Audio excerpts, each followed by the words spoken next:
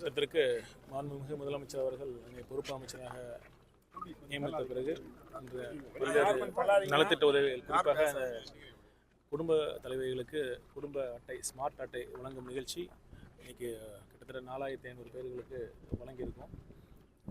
பார்த்திங்கன்னா, இந்த திருப்பூர் மாவட்டத்தில் விவசாயம் சார்ந்த பூமிங்கிறதுனால இங்கே இருக்கிற முக்கிய கால்வாயான பரம்பிக்குளம் வாலியார் ப்ராஜெக்ட், அதை நம்பி கிட்டத்தட்ட 3 லட்சம் ஏக்கர் விவசாயிகள் இதில் பயன்பட்டுருக்காங்க.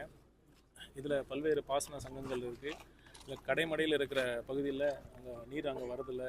ப்ளஸ் இங்கே இந்த வருடம் மழை குறைவாக இருக்கிறதுனால குடிநீர் தேவைகளுக்காகவும், கால்நடைகளுக்கான குடிநீர் தேவைகளுக்காகவும், பாசன தேவைக்காகவும் குடிநீர் வழங்க வேண்டும் என்ற பல்வேறு கோரிக்கைகள் இருந்தனால இந்த திருமூர்த்தி அணைக்கு நான் நேரில் சென்று இங்கே இருக்கிற நீர்வளத்துறை அதிகாரிகளோடு கலந்து பேசி ஒரு ஆய்வை மேற்கொண்டோம்.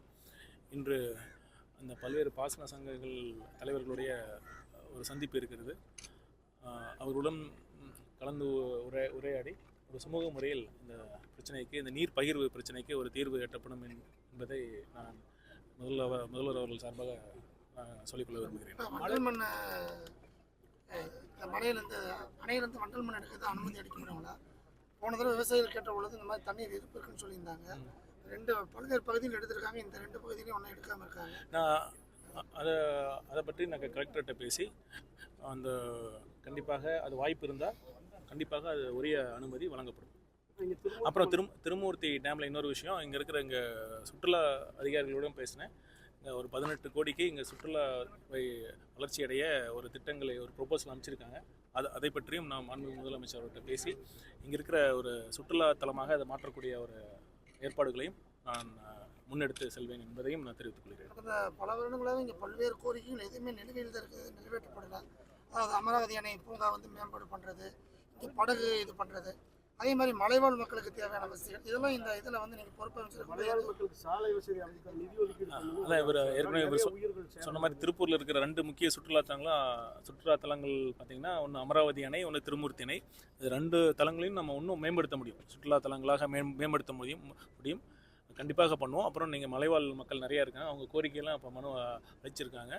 கண்டிப்பாக இந்த அரசு மக்கள் நலன் சார்ந்த அரசு தான். மக்களுக்காக என்னென்ன கோரிக்கை இருக்கோ நாங்கள் அதை அறிஞ்சு நாங்கள் கண்டிப்பாக செய்ய போகிறோம். அதான் அவங்க மக்களை நேரடியாக சந்திக்க வந்திருக்கோம். நாங்கள் கண்டிப்பாக இதை பண்ணுவோம்.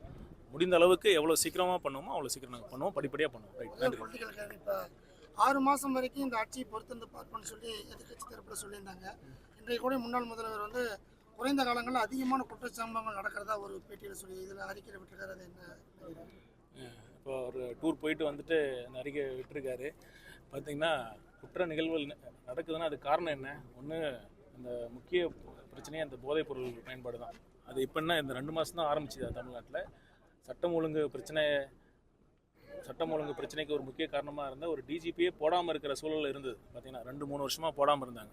நம்ம இப்போ தான் ரெகுலர் டிஜிபி போட்டிருக்கோம். படிப்படியாக அந்த என்ன காரணங்கள், குற்றம் நடக்குதுன்னா அது ஒரு அறிகுறி தான், ஒரு குற்றங்கள். அதுக்கு பின்னாடி இருக்கிற காரணங்களை நம்ம ஆராய்ச்சி சரி பண்ணிகிட்டு இருக்கோம்.